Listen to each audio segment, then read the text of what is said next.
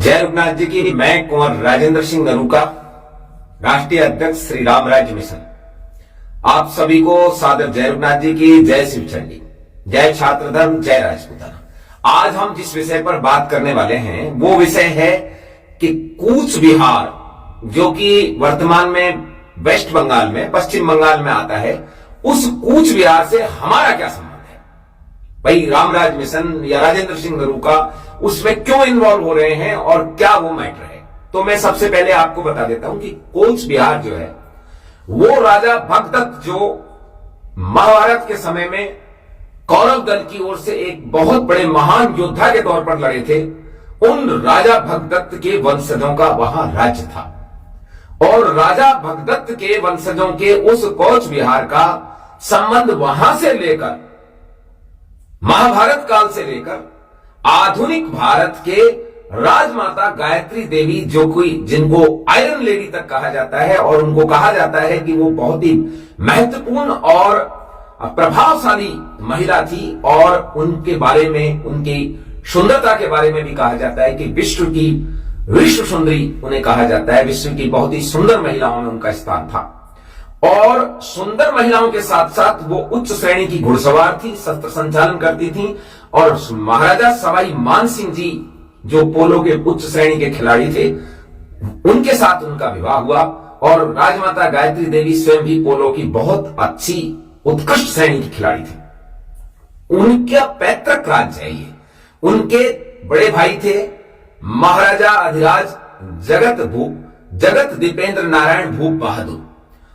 उनके शासन का भी कूच बिहार के अंतिम महाराजा उन्हें कहा जाता है। उसके बाद ये कूच बिहार जो है भारत सरकार के साथ संधि करके 28 अगस्त 1947 को भारत में प्रथम बार मर्जर हुआ, और स्थायी रूप से 28 अगस्त 1949 को ये भारत में, 28 नवंबर 1949 को भारत में इसका मर्जर हुआ। इस ग्रेटर कूच बिहार के जो शासनकर्ता हैं, उनका टाइटल बर्मन लगता है, उनका टाइटल में नारायण भी लगता है राजा के। और यह माना जाता है कि वो नरक के वंशज होने की वजह से नारायण कहलाते हैं।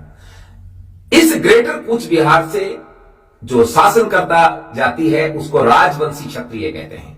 राजवंशी यानी राजा के वंशज, यानी कि राजपूत, जैसे राजस्थान के और उत्तर भारत के लोगों को राजपूत कहते हैं, उसी तरीके से ये राजवंशी हैं। कहीं हमारे लोगों को राजवंशी कहा जाता है, कहीं हमारे लोगों को राजपुत्र कहा जाता है, कहीं हमारे लोगों को अनेक नामों से जानते हैं, लेकिन मूल बात यह है कि वो सब क्षत्रिय हैं। और हमारा जो इनसे वैवाहिक संबंध की जो बात है, सवाई मानसिंह जी द्वितीय जो हैं, उनका विवाह राजमाता गायत्री देवी, जो वहां की प्रिंसेस हैं, राजकुमारी हैं कूच बिहार की, उनके साथ हुआ था। और फिर राजमाता गायत्री देवी जब महारानी गायत्री देवी थी, तब उनका प्रभाव पूरे देश ने देखा। और कांग्रेस की कुकर्मी सरकारों के खिलाफ उस समय संसद में कोई बोल नहीं पाता था, लेकिन महारानी गायत्री देवी उनका डटकर मुकाबला करती थी। और महारानी गायत्री देवी, जिन्हें बाद में राजमाता गायत्री देवी कहा गया, उन राजमाता गायत्री देवी को सही मायने में राजस्थान की निर्माणकर्ता महामहिम कहा जाए तो कोई गलत नहीं होगा।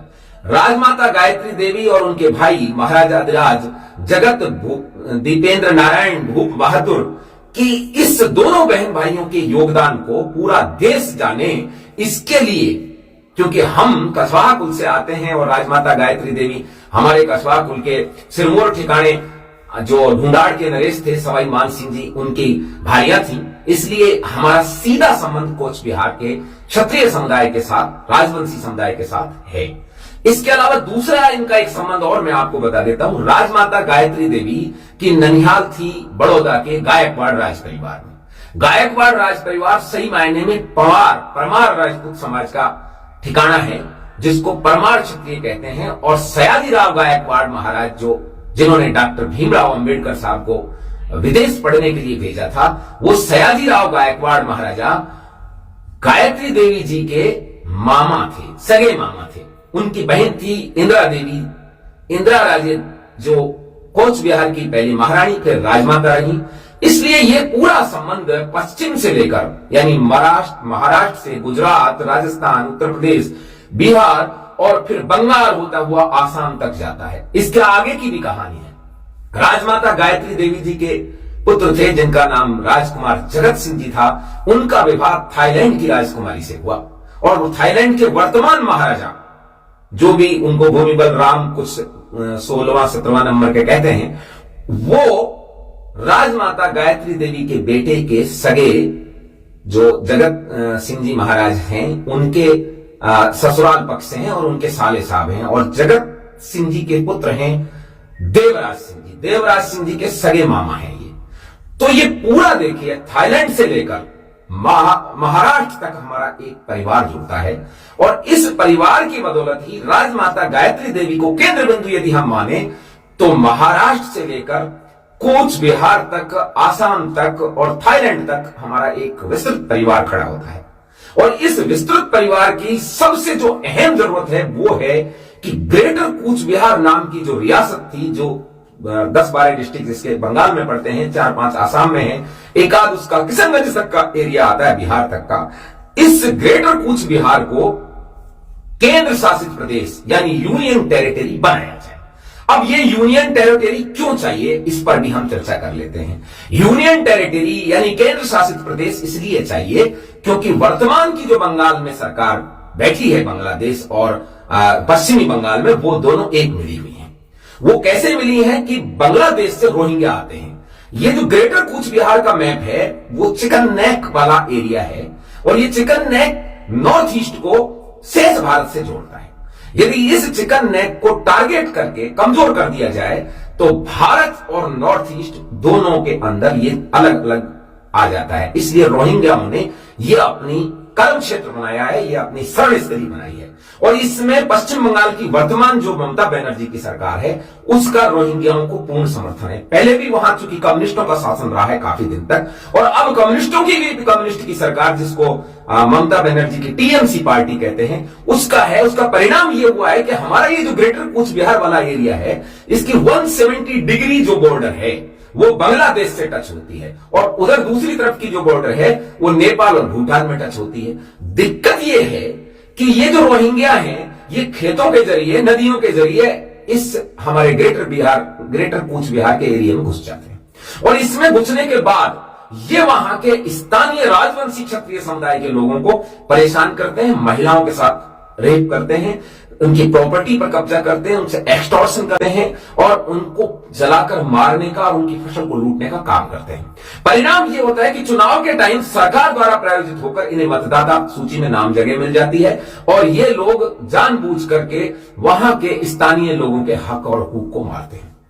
इनके रोहिंग्याओं की ये जो मुख्य समस्या है यहां से फैलकर पूरे बंगाल में फैलती है और बंगाल से फिर ये आकर पूरे देश के अंदर फैलते हैं। यदि भारत सरकार रोहिंग्याओं की इस समस्या का हल करना चाहती है तो तुरंत प्रभाव से उसको सबसे पहले ये जो चिकन नेक वाला एरिया है और जिसे ग्रेटर कूच बिहार कहा जाता है, इस एरिया को केंद्र शासित प्रदेश यानी कि यूनियन टेरिटरी बना देना चाहिए। और ये मांग काफी दिनों से ग्रेटर कूच बिहार के जो महाराजा हैं वर्तमान, महाराज अनंत राय जी, उनके नेतृत्व में वहां के राजवंशी क्षत्रिय समुदाय उठा रहा था और इस मांग से प्रभावित होकर भारत सरकार ने उनके साथ प्रयास किया बातचीत का और प्रयास ये किया कि महाराजा नागेंद्र राय जी, जिनको महाराज अनंत राय जी कहा जाता है, उनको इन्होंने राज्यसभा में भेज दिया।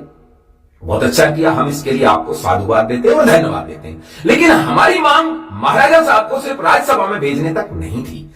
ग्रेटर कूच बिहार के राजवंशी क्षत्रिय समुदाय की मांग थी कि ग्रेटर कूच बिहार को यूनियन टेरिटरी बनाया जाए और उसे यूनियन टेरिटरी बनाना ही पड़ेगा, नहीं तो ये रोहिंग्याओं की समस्या से पूरा देश ग्रस्त होगा और इस चिकन नेक से चढ़े हुए कल को बंगाल कश्मीर से भी ज्यादा बुरी स्थिति में आ जाएगा। हम पहले ही भारत के 2-3 टुकड़े देख चुके हैं। पाकिस्तान अलग हुआ, बांग्लादेश अलग हुआ, हम कश्मीर की इतनी बुरी स्थिति हुई। हम ये नहीं चाहते कि बंगाल भी उसी दृष्टि में चले।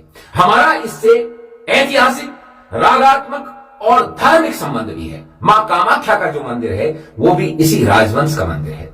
अब ऐसी स्थिति में हम महाराजा जगत दीपेंद्र बहादुर के साथ जो समझौता हुआ था ब्रिटिश की गवर्नमेंट के साथ, जो उस समय महारानी थी, उस महारानी ने यह समझौता किया था कि द्वितीय विश्व युद्ध में यदि क्षत्रिय समुदाय उनकी मदद करता है तो भारत का जो ब्रिटिश भारत है उसे आजाद करके ये भारत के लोगों को सौंप दिया जाएगा और महाराज जगत दीपेंद्र नारायण बहादुर को उसकी जिम्मेदारी, उसका सम्राट बना दिया जाएगा। लेकिन वो मांग तो दूर रही, उल्टा हमारे वहां के उन लोगों को इन्होंने दर दर की ठोकर खाने के लिए छोड़ दिया है और कूच बिहार को सी कैटेगरी की स्टेट रियासत बताकर उसको बंगाल में मर्जर कर दिया। और परिणाम यह हुआ है कि आज ग्रेटर कूच बिहार का इतिहास दब रहा है, उसकी संस्कृति दब रही है और वहां के लोगों का जीवन भी दुर्भर हो चुका है।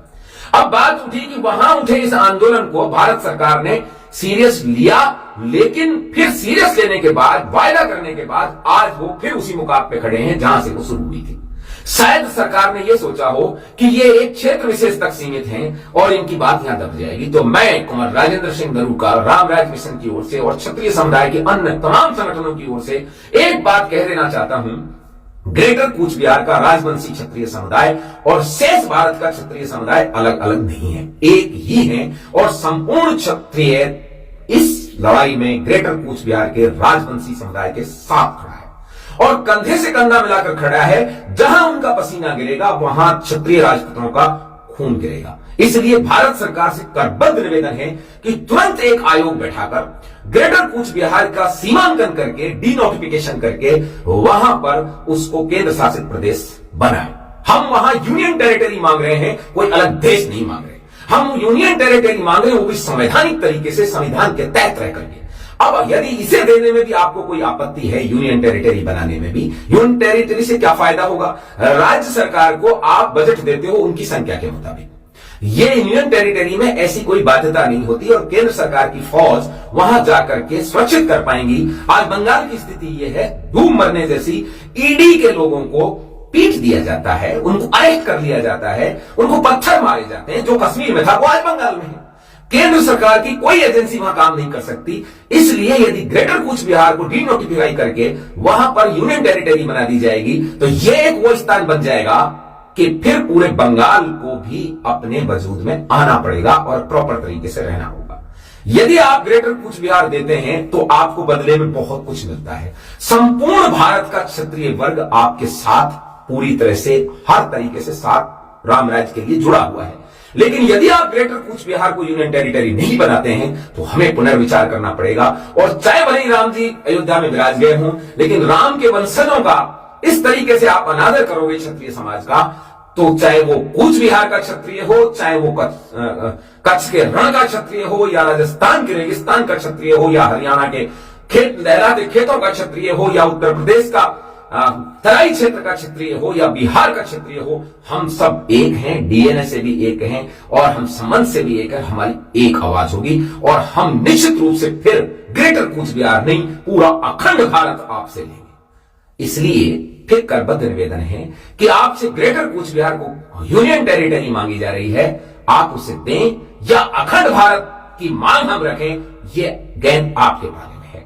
अभी 23-24 को महाराजा चिल्लाराय जी की वहां पर बहुत बड़ा कार्यक्रम हो रहा है और महाराजा अनंत राय जी ने मुझे उसके लिए आमंत्रित किया है। मैं उनका आभार व्यक्त करता हूं कि उन्होंने मुझे इस बड़े विशाल, इस धार्मिक और सामाजिक आयोजन में भाग लेने के लिए एक अतिथि के तौर पर राजमाता गायत्री देवी के क्षेत्र के लोगों की, उन परिवारों की तरफ से आमंत्रित किया है। मैं पूरी तरह से प्रयास करके आप सब राजवंशी क्षत्रिय समुदाय के पास जाऊंगा और राजवंशी क्षत्रिय भाई बहनों से मिलकर बड़ी मुझे अच्छा लगेगा कि मैं कूच बिहार 23 की रात को और 24 की सुबह आपके साथ रहूंगा। मैं आ रहा हूं और आप सबसे निवेदन कर रहा हूं कि एक बार पूरी जोरदारी से जय शिवचंडी का नारा लगाएं, जय छात्र धर्म का नारा लगाएं, जय राजपूताना का नारा लगाएं, जय भवानी का नारा लगाएं। ये सब जब हम एक साथ मिलकर करेंगे, केंद्र की सरकार को और राज्य की सरकार को मजबूर होकर हमारी मांग माननी पड़ेगी। इतना ही नहीं, जरूरत पड़ी तो महाराजा अनंत राय जी को हम राज्यसभा से इस्तीफा भी दिलवा देंगे यदि इन्होंने यूनियन टेरिटरी नहीं दी। No UT no vote. केवल ग्रेटर कूच बिहार में नहीं, पूरे देश का क्षत्रिय वोट नहीं डालेगा यदि इन्होंने यूनियन टेरिटरी नहीं बनाया। इस बात को साधारणतया लोग सामान्य तौर से ले रहे हैं, लेकिन इसे चेतावनी मानी जाए। भारत सरकार इसको चेतावनी के तौर पर ले कि यदि ग्रेटर कूच बिहार को यूनियन टेरिटरी बनाने के लिए चुनाव से पहले आपने कार्रवाई नहीं की तो नो यूटी नो वोट। पूरे देश के अंदर आपको इस बात को देखने को मिलेगा। आप 400 की बात कर रहे हैं, ऐसा नहीं हो कि आप 150 पे उलझ जाएं, क्योंकि क्षत्रिय समुदाय केवल ग्रेटर कूच बिहार में नहीं रहता बल्कि पूरे देश में रहता है, और क्षत्रिय समाज का प्रत्येक अंग इसके अंदर साथ है।